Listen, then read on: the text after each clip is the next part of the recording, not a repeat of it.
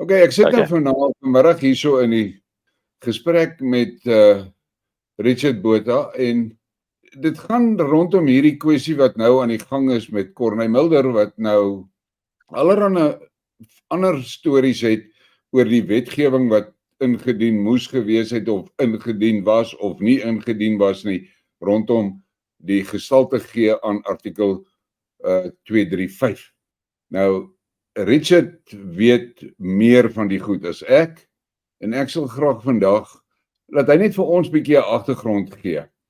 Richard, the first thing I would like to know is, was there ever, since 94 up to today, any constructive work done on that law that is required by Section 235?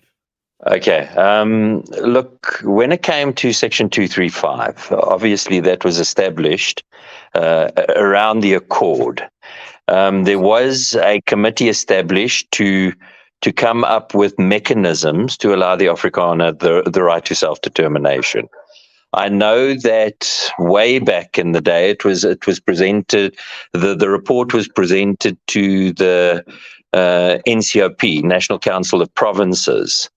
And there was supposed to be action taken on that, but it was withdrawn at that stage by Mbeki, and nothing happened since then.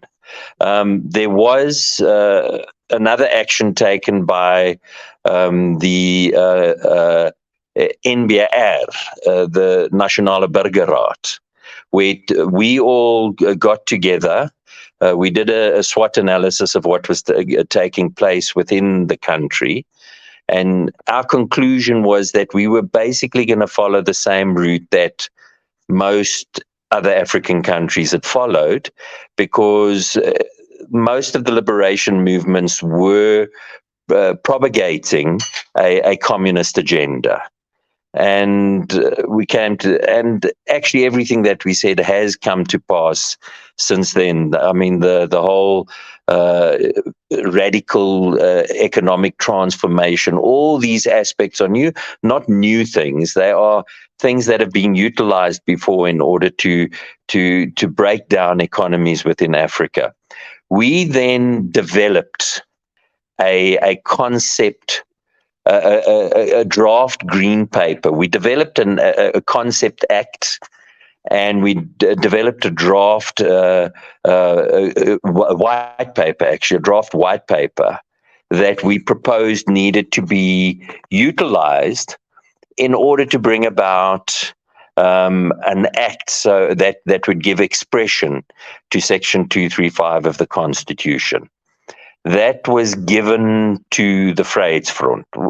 Not just given, they actually paid a little bit towards it because there was an expert that was utilized to actually draft it, who had been involved in the drafting of white papers and green papers and actually legislation. So there was a little bit of a fee paid by the concept was created, and then this person was brought in to create that. And that was given to the Vryheidsfront with a purpose of actually getting this into Parliament, and that's nothing's happened since then. I know that the Christian Democratic Party contacted Parliament to ask them to develop an act, because they have a responsibility as Parliament, obviously, to develop legislation around all the rights within the Constitution. And Schedule 6 indicates that they have to develop that legislation timeously. Unfortunately, they came back and said they don't create law. They said we should approach we should approach the executive, and we should approach the CRL Commission. Obviously, the CRL Commission came back and said we don't create law, because they don't. They're a Chapter 9 institution. They don't create law. And we know that various people have already approached the executive and have had no joy over there. So that's kind of where we're sitting at the moment. But when it comes to the paper that was established and that was given to the Vryheidsfront, that never saw the light of day. weet jy hoekom het hoekom is daai ding nie gebeur nie? Hoekom het hy nie vorentoe gegaan nie? Well, all I know is that what was said by Mr. Groenewald the other day was that the right time isn't there yet. Look, that's subject to each person's own interpretation. As I've said, if you want something to change, and if you want to implement something, you have to affect the narrative. If you don't, nothing's going to change. If you're not talking about it and you're not actively trying to implement it, then nothing's going to change. And it's a process. You have to go through that process. I know that Mr. Groenewald said that they have done some things. They've spoken about certain aspects when it comes to self-determination, the university that's being created. Unfortunately, that's subject to interpretation. What does self-determination mean? In terms of international law, that's the right to govern over yourself. I don't know if it's just the right to develop your own universities and end up paying a double tax, because if you're doing your own university and it's not being recognized and you're not being supported by the tax base, then you're paying a double tax basically. Yeah, because you're paying for whatever you want with after-taxed money. Yes, with your own money in essence. Ek het geluister na jou gesprek wat jy met Koot gehad het. Ja. En toe het jy die voorbeeld genoem van Farage met sy Brexit program. Yes. En dit het vir my baie sin gemaak en ek het mooi geluister. Ek het nooit besef dit was so lang proses nie. Maar wat waar is, Richard, en dis die posisie waar ek vandag sit, is van my kant af, het ons werklik niks konkrete aksie gesien van die Vryheidsfront Plus af vir hierdie, hoe kan 'n mens sê, onafhanklikheid, selfbeskikking, whatever jy dit wil noem. Ons het niks gesien nie. En elke keer wat jy hulle vra of konfronteer met iets, dan skiet hulle af op hierdie lang narrative en hulle vertel jou 'n klomp stories. Maar die facts is 235 vereis ondersteunende wetgewing. Ja. En Corneille Mulder, hy brag daarmee dat hy's basically die vader van 235. En hy is veronderstel om 'n regsgeleerde te wees. Dis wat hy sê.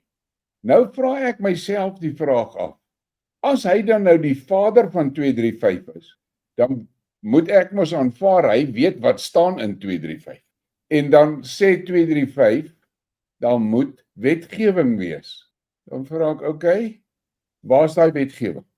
Well, you see, that's something that in terms of the creation of legislation, yes, legislation is created by Parliament. It's not created by anything else. Now, I know the argument that was put across by Mr. Groenewald was that, if you do it at the wrong time, you might end up with the wrong legislation. You might end up with legislation that makes it extremely difficult to achieve the objective. But in terms of law, there are provisions for that. Because you can't enact legislation that makes a right an impossibility to achieve. So and it has to, in terms of Section 233, I think it is, of the Constitution, states that it has to take international norms into consideration when creating these things, and the international norm is there to ensure. If you look at the norms in other countries and you look at the norms for Scotland, for instance, it is a simple majority, 50+1, in order for them to achieve these objectives. So you can't radically depart from those norms and values of international law, because then you're making it an impossibility. So the ANC is bound by those sort of aspects as well. So they're not going to be able to just go ahead and make an impossibility of it. And you have to have a public participation process with all these legislative development of legislative acts, and that public participation process, you ensure that knowledgeable people on international law are there to ensure that the ANC cannot create something that is beyond international standards. But you need something on the table. You see, at the moment, the act means nothing, because if you don't know the rules when it comes to self-determination, then you don't know how to start. Yes, you can go the international route, but I'm just worried that we go the international route and they say, no, but you have the right within your country. Why aren't you following that right? I'm just worried about that aspect of it. Now, the fact that Parliament has said they don't create law around it, it might be something that gives us a bit of a window of opportunity to say, well, we've tried, and we haven't been able to get Parliament to enact legislation. They've refused to do it, but then there's still a process of having to go to court. But there is a private bill. The right of introducing private bills, and any party within Parliament can also introduce those private bills. So that's a potential process. So now, I mean, you can't overthrow that in terms of the fact that it is a requirement in terms of the Constitution. Will the ANC totally change it? They can't. There is guidelines. They can't change it radically from international norms and values. Look, that's my opinion. As a legal person, that's my opinion. There are lots of opinions, and I know that you'd probably need to get a person that's got a bit more experience in it. My experience of having been involved in these things for the last 15, 20 years and having debated these things with various legal persons, that's my opinion when it comes to that process. Okay. Nou gaan ek jou 'n ding vra. Jy is 'n legal mind. Nou kom ons vat dit net stappie vir stappie. Die Afrikaner akkoord. Ja. Was die basis waarvan af 235 gemaak is. Is ek reg as ek dit sê? Well, it was the catalyst that established the right. Okay. You see, Constant Viljoen had it in the interim constitution. There was provision made for self-determination, and that was as a result of the accord. Okay. Yeah. All right. Now, it is common knowledge today. How it happened to become common knowledge, that's a different story, but it's common knowledge today that the Afrikaner Accord exists. It's a valid accord. We also have 235 in the Constitution. Nou vra ek vir myself, Pieter Groenewald sê, jy moet wag vir die regte tyd. Ek, okay. En dan verduidelik hy nou al hierdie goed wat jy nou net gekontra het in any case, dan sê ek, okay, as die wetgewing ingedien word, en ek gaan nou maar deur sy prosessies en sy chap aan die parlement en whatever, nou kom dit by voting tyd. Die ANC kan nie regtig teen die ding vote nie, want hulle het al reeds die akkoord geteken. You see, it goes a bit further than that, because the right that is enshrined over there isn't just for the accord. That is a right granted to every grouping within South Africa. It becomes a general right. So in terms of the general right, they have to enact legislation. I mean, your MFMA, your PFMA, your Equality Acts, your Human Rights Act, all those, all that legislation that's been established under the Children's Act, under the right of children, all those rights have been given legislation to give expression to those rights. I think the only one that hasn't is Section 235. Ja, maar Hein Marx sê dat om 235 te execute is actually a legal impossibility. En ek kan verstaan hoekom hy dit sê. Maar there is no legislation. Yes. Until there's legislation, you can't realize the act. I mean, you can't realize the right until you have legislation that tells you how you can realize your right. Nou, jy het 'n mooi verduideliking gegee van al die checks and balances wat daai argument van Pieter Groenewald basically by die deur uitvee. In Afrikaans sê ons, hy het vir die kantlyn geskop. He kicked for the he kicked for the sideline. Yeah. That is the impression that I have. Now, the fact that the Vryheidsfront have not actively pursued self-determination is, in my mind, a basic failure of their original mission. Their mandate. Yeah. And me, as a Boer, I feel betrayed. And today I'm actually angry. But they've got more of a big problem. There's 30 years of history that exposes themselves as having done nothing. How can they now argue anything else? Well, you see, that's a question that I listen a lot to. There's a Canadian guy, I listen a lot to him. And he, one morning in one of his speeches, he said, his grandfather taught him, don't tell me what you want to do. Show me what you have done. And unfortunately, the Vryheidsfront have done nothing for self-determination. Nothing. Now there's a drive. You must be aware of it. In the Vryheidsfront, there's a rebellion brewing inside the Vryheidsfront. The guys, the young guys, they want these, I call them the Vaseline gang. They want the Vaseline gang out. Okay, Vaseline gang is obviously fighting for their wicket. Okay, that's their full right. But they must understand that they can't win the fight. Because if we, the voters, and a lot of the officials, is unhappy with the management must go. Dink jy ek is irrational, Richard? Well, look, the way you affect management within a political party is that the members of a political party have to decide within that political party who's going to represent the political party.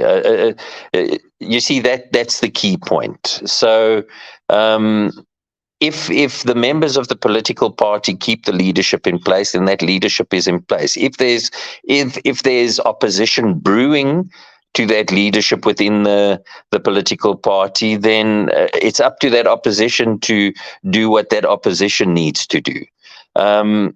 You see, it's like anything in life. Politics is involved, and at the end of the day, the movement that has the biggest numbers end up moving into the seat of power. Unfortunately, as an outsider, I cannot dictate that. I cannot dictate what the responsibility of the Vryheidsfront is. My role as a voter is to look at the parties around me and decide which one represents my interest and which ones am I going to vote for in the long run. If I want to get involved in the decision making in political parties, then I've got to join the party, and I've got to make sure that I change the party by being there and voting as to who I want in power. Otherwise, I'm a sideliner. You understand? I understand So all of that. If these people that are complaining are members, by all means, make the change. The problem that we have in the Vryheidsfront, yeah, the top positions has been captured by, I call them the Vaseline gang. They've captured it. I mean, how is it possible that you don't see a significant change in top management in 30 years? How's that fucking possible? Yeah. Well, I would suggest that go and look at the Constitution, see how those positions are represented. I mean, that's the most important thing. A party is dictated to, if it's a democratic party, it's dictated to by its members. It's the members that decide, unless the Constitution is set up in such a way that that there isn't a democratic process when it comes to the decision making, when it comes to the electoral process within the party itself. I mean, there's many parties out there that are dictatorial parties. Exactly. That when you get to the decision making process, it becomes very iffy as to how democratic it actually is. But that's the constitution of the party, and the members of the party are responsible to look to those aspects of their constitution. The problem that we, I know you're not in the right front and all of that, and I accept. Yeah. And the main reason I was wanted to talk to you is about this fucking law. But okay, we've got now clarity on that. The problem is, if you go and look what happened in Gauteng when they had their regional election there, how easily that Vaseline gang neutralized that process. I mean, it was pop, just like that. And I thought to myself, but that is how dictators work. But you see, the thing is, if there is a constitution within the party, and there is a process in terms of that constitution that have to be followed, if any of those procedures have been violated, then they're in violation of their own constitution. And a court of law, if the matter is taken to a court of law, they are subject to that constitution. So if there's any violation in that gets overturned. And I'm telling you, the courts are doing it nowadays. They're very strict on the constitutional requirements of an institution, that they cannot violate those constitutional requirements. But now, Richard, the thing that makes me laugh about this whole process is that, you know, for me, integrity is something that is absolutely not negotiable. Yeah. My grandfathers, both of them, told me, if you lose your integrity, you can never get it back. Never. Yeah. But it seems to me today, we're living in a time where I saw it when I started my channel. I mean, I came in from the darkness, and all of a sudden, here's this old fucker. He doesn't care what words he uses. You want to call a thing, you know, I said many times, okay, call a spade, but sometimes I'll call it a fucking bulldozer if it needs to be called that. And it was an adjustment that people had to make, the adjustment, because people has been bludgeoned into a position that they stopped questioning or stopped thinking about what these speakers say. I mean, you look at situations on my opposition channels. They'll put a politician up there, and then the presenter gives the guy 30 minutes to deliver a fucking speech. And lots of people asked me initially, why don't you do interviews? Why don't you do interviews? And I said, listen, you must just understand, I'm not going to do interviews where I'm going to give the guy an opportunity to lecture me for 30 minutes. It's not going to fucking happen on my channel. They can go and do that on SABC or on KykNet or wherever. They're not going to do it here. If he talks and he gets to a point where I said, whoa, stop. What the hell did you say there? Explain, Bicky. And that was something that the viewers were blown away by it. Many of them initially sent me messages, "You're interrupting the guys, you're interrupting the guys, you're interrupting the guys." And I said, "Listen, guys, if you want to listen to a speech, go and listen to the speech. You're not going to get speeches here." Corneille Mulder and me is now in a little bit of a tiff about what I said, that he withdrew that legislation. He denies it. I spoke to my sources, and now both of them said to me, "We don't have the exact things that happened because this was 30 years ago, but we are going to try and find the documentation to see that." And I said, "All right, I accept. I'm going to withdraw that.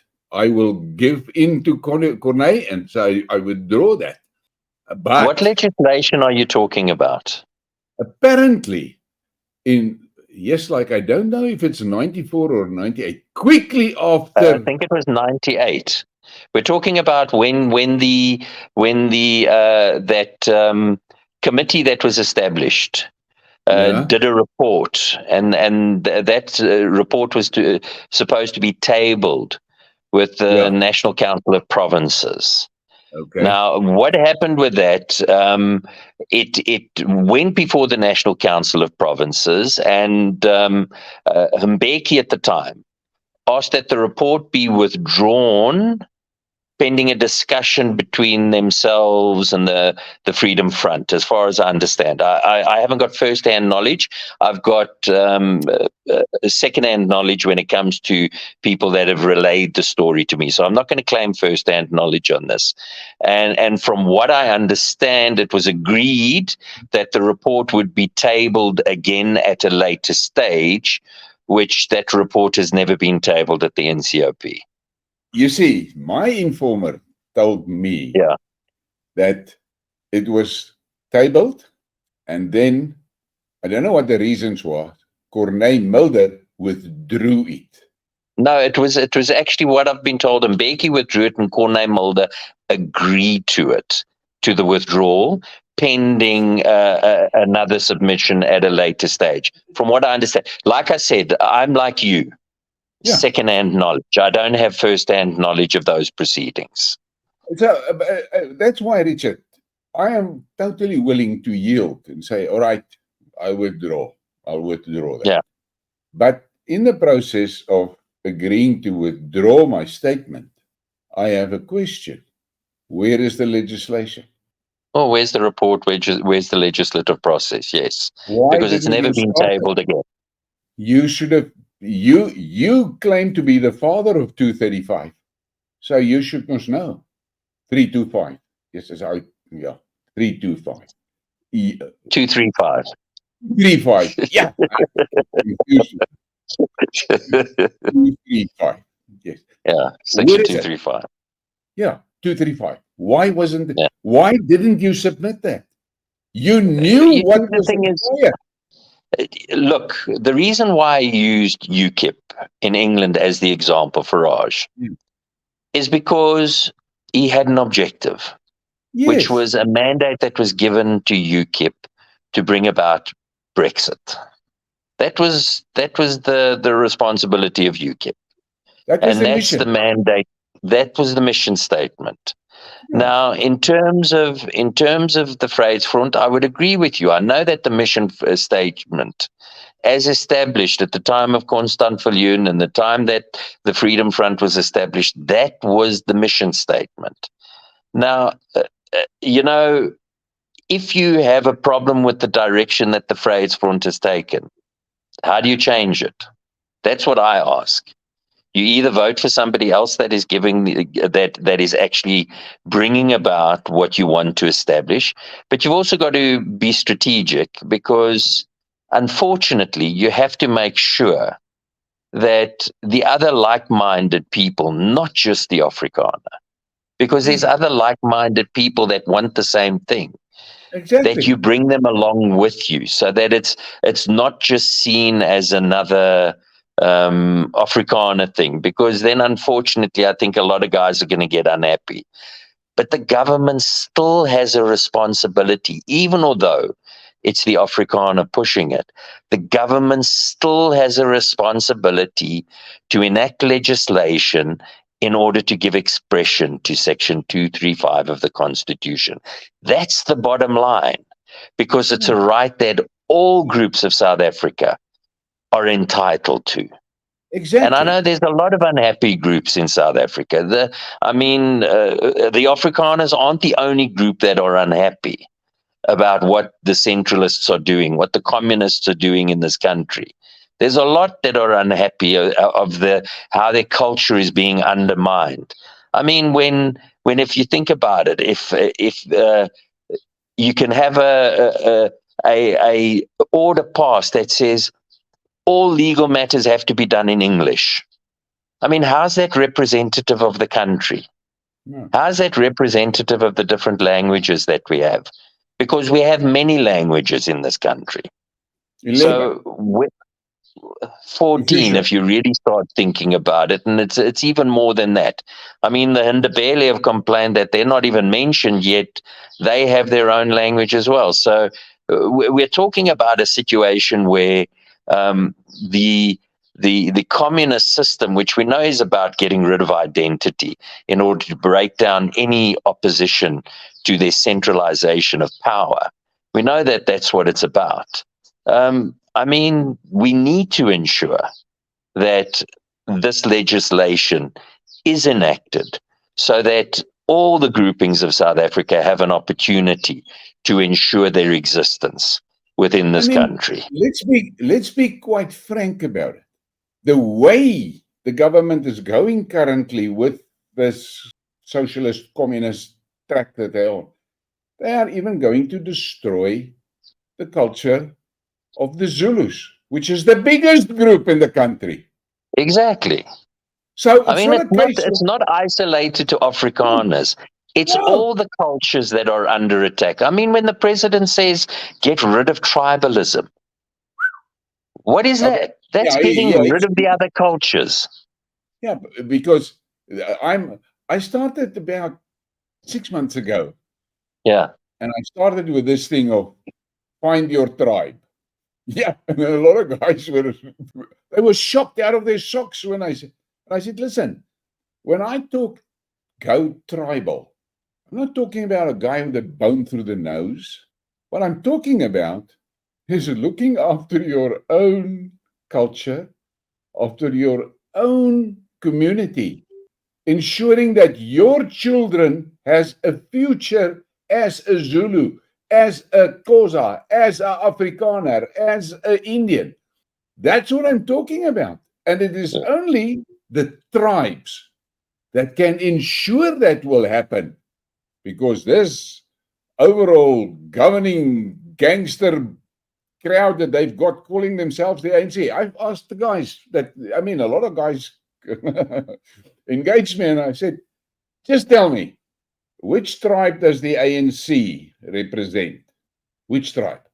You see, exactly. You can't say it. Everybody hated Zuma because he was branded a tribalist. Nobody was. You see, I believe that he understood the problem better than an Mbeki. And I honestly believe that he understood it better because he understood. I mean, when I had the conversation with him, and it was, he understood the fact. I mean, this is what he said. He said, when I'm in Pretoria, I'm a Zulu in Pretoria. Yeah. He said, when I'm in Cape Town, I'm a Zulu in Cape Town. Yeah. When I'm in Nkandla, I'm a Zulu. Yeah. And you know what? That is about recognition of a person's identity. It is about understanding that without that identity, you're like a buck that has been separated from its herd. You know what I explained? Doomed to failure. I explained it to one of the guys that I was talking about. He appears on my channel from time to time, the Concerned Zulu. And I said to him, what you have to understand when I talk tribalism, if I talk to my family about the marula tree, they know exactly which tree I'm talking about. It's a specific tree here on my little place. And that tree is most probably older than 100 years. But that tree goes through the seasons, whether it's a dry season or a wet season or a rainy season, or it goes, and it takes Yeah. the best out of the season. The moment that you sever your tribal roots, you become a pot plant standing on a patio somewhere. And you will do well, and you will flourish, and you will bear fruit and everything until the day that somebody closes the fucking tap and you don't get water. Yeah. Or they stop feeding you fertilizer, then you're done. Yeah. And unfortunately, and I must be careful for the channel, with it, this is what this Schwab and his gang are focused on: destroying families and destroying cultural identity, because they know that pot plant can be moved wherever they want it. They're going to have their fucking hands full if they want to move this marula tree of mine. This is the big thing, Richard. And that is why I am absolutely stunned by the fact that the Freedom Front did not drive this self-determination hard and solid like Farage did Brexit, and getting the law in place for 235, because 235 would protect everybody in the country. And that's correct. I mean, it would literally protect everyone in this country. It would give everybody an opportunity to have an equal footing. Yes. You know, when you recognize a person's culture, you give him dignity. Yeah. The minute you undermine his culture, you undermine his dignity. Yeah. You know, what I found incredibly disturbing is when the Zulu king had to ask permission from a president to rule over his people. He had to go and get a certificate to get permission to rule over his people. Now, I know that the King of England has never asked for permission to rule over England. Now, the people may reject. Yes. See where they have driven us to. This is what they have done to our country. I did a skidmark once in which I said South Africa is not a country, it is a region, because that is exactly what it is. Now, me and you will have another discussion. I'll feel you out first to see if you are willing to go as bananas like as me.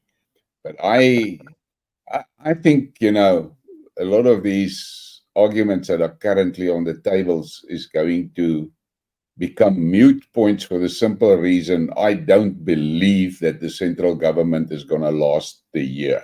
I don't believe it, because there are certain facts that just contradicts the possibility of survival of the central government. Yeah. The most important thing is that a central government, to claim governance, they must have a solid civil service, which doesn't exist. It's gone. I read an article, this is a little bit off topic. I read an article just before we had our discussion in which the guys were talking about how much money Southwest Africa, Madagascar, and another harbor, I don't know which harbor, I'm not sure if it was Maldives or, but in any case, but I know Madagascar and Southwest and Namibia is queening it with all these freighters that has now been redirected to avoid the Suez Canal. And we don't get anything from it. Why? Because our harbors are screwed. It's non-functional. Yeah. We cannot service those ships. And if I say service, I don't mean bring the damn thing in and change tires and shit like that. And the guys want diesel, you know, bunker oil, and they want food, and they want medicine, and ordinary stuff like that, which we had a flourishing industry. And that thing has evaporated to Zippo. A friend of mine in the shipping told me that what is currently going on is that these main liners, they have spots on some of these harbors. They bring containers with everything that they need for their ships. They bring the containers in from France and from Guinea, and they put it down, and they've got an agent there that distributes it to the ships. They've arranged for their own choppers. They don't even use the existing. And then he said to me, but you know what? The hilarious part is the South African companies that used to do that are not interested in any dealings with Transnet. And I said, no, why is that? And he said, they don't get paid. He said, they just don't pay us. So we've made a decision collectively that we're not going to provide any service to them anymore. Now, Richard, you see things like that, which the normal guy on the street he's not aware of it. But those are vital components to keep the economy going. Yeah. But those things are just gone, and the people, and all you hear is they start and they bumble around in a bundle. We want the land. We want the land. To do what with? To do what with? You see, the land is political rhetoric. It's when you failed. I mean, Robert Mugabe used it as well. When he'd failed as a state, you need to keep paying the civil servants because you're busy running out of money. So that's what it becomes. It becomes a payment process. Look, I believe that the only systems that work effectively are decentralized political power systems. Centralization, it's been proven, hasn't worked. I mean, if we look at the failure of the United Nations, which was a centralist agenda, if we look at the failure of even a country like the United States, which has become more and more centralistic in that the federal government has been imposing itself more and more on the different states, we can see that it has a profound effect. When the parts are strong, when civil society is strong, the parts are strong, then these areas flourish. When the center becomes strong, they decline. I mean, you've seen that with every centralist empire that is being created. When the parts start losing control and the center is too strong, it starts falling apart. I mean, that was the Roman Empire, all of them. Jy sal hierdie miskien waardeer, want jy is uitgenoeg. In die swart ouens praat geweldig baie oor China is die perfect model vir hulle. Nou sê ek, op 'n stadium was ek in een van hulle think tanks. I didn't last long, but I was there for a while. En ek sê vir die ou, ek sê, jy weet, wat vir my weird is, julle is nou so heavy China. Weet enige een van julle hoe werk die Chinese government system? Vergeet hierdie storie wat julle nou in julle koppe het van dit is 'n socialist system. Besef julle dat die Chinese system, daar's 'n two-tier representation system there. They've got the central committee, which is very tightly controlled. But the second level is so democratic that you can't believe it. Because even in their constitution, it's written in that from every community, every cultural group must have a representative in that body. And that is the body that makes the representations to the central committee of the laws and stuff that they need. He said, but you guys don't understand it. He said, but now here comes the kicker.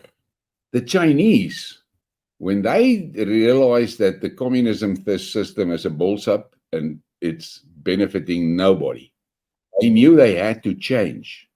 But they knew that they didn't want to go the way America has gone. The neoliberalism. I'm against neoliberalism as well because I think that that is as insidious. They didn't want to allow corporates to become government. Yeah. What did they do? They check down south and they say, hey, daai boere het 'n goeie plan. Let's go the boere way. And that's what they did. Strong government, what do they call it? SOEs. Yeah. that State-funded approaches, yes. provides the backbone of the country, like in South Africa. Yeah. SOEs, ISCO, Eskom, railways, all these things. But all those things were run very efficiently by professionals that knew how to make it work. And that core, that SEO core, provided the on-ramps for the private sector. And we had a very good economy. And that's exactly what the Chinese did. And that's what Putin is doing, the same thing. And I said to them, you don't understand that. You had it and you fucked it up. And now your problem is, point number one, you don't have the skills. Point number two, you don't have the manpower. This youth, you keep on telling me here the youth is a huge asset. I said, that youth is a fucking time bomb. First of all, they're uneducated, they're undisciplined, and there's no opportunity for employment for them. But who created that? If you think about it really, I mean, when you're trying to liberate, a group of people, why would you use the mantra liberation before education? Why would you bring an OBE system? Why would you bring an OBE system into play, which you know has failed in the whole world? Last night, I listened to a black guy, and he said the thing that worries him the most is, first of all, with the dropping of the pass rate. They've dropped the standards tremendously. He said now that 30% passer goes and he becomes a teacher. Now he must teach children. The quality of that teacher is going to dictate the outcome for that children, for the students. And he said, so to him, it is quite clear that they are on a downslope that is going to take enormous effort and maybe 2 generations to rectify. And it's a tragedy, Richard. It's a tragedy. I agree. Anyway, sir, I have to apologize. No. I have to move into. I have a previous engagement, and unfortunately, I have to go to that. Look, it's been an interesting conversation, and I want to thank you for the opportunity.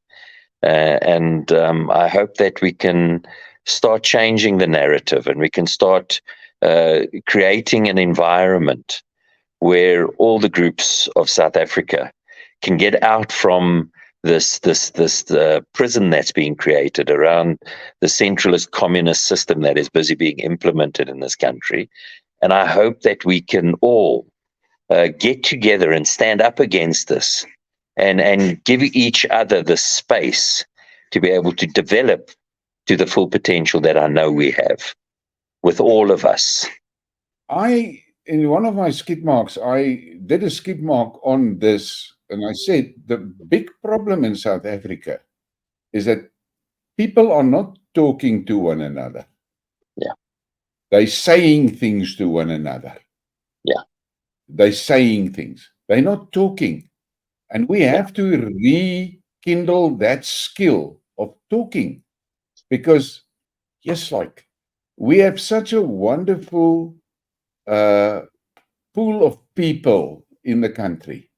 Yes. But unfortunately, the general population has forgotten the value of discussion. Yeah. Because me and you can start a discussion like this from two ends. You on this side of the scale and I'm on this side, and that's it. And we're directly opposed on that point. And then I start telling you what I see, and you tell me what you see. And after about 10 minutes, we look at one another and we thought, yeah, we're actually both wrong. There is a better way. And that is what and for me, as Colleen from Skidmarks, that is my mission, to get people just to think a bit. Think. When you hear these things, think about it. And then make your own decision based on the facts that you've heard. Yes. Because we have been, I mean, it was so clear during the pestilence. We've become drones. They say you can't buy chicken, and we don't buy chicken. You can't wear open-toe shoes, and we say, okay, I won't wear it. You're going to put a cloth around your face, and you just do it. You don't question it.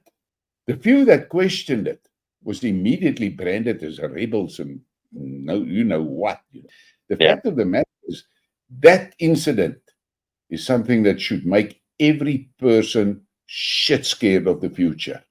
Because if we continue along that road, we're on the wrong path. No, we're on the wrong path. I agree. Lekker aand vir jou. Dankie vir dit, hoor. Thank you very much. I appreciate it. Bye.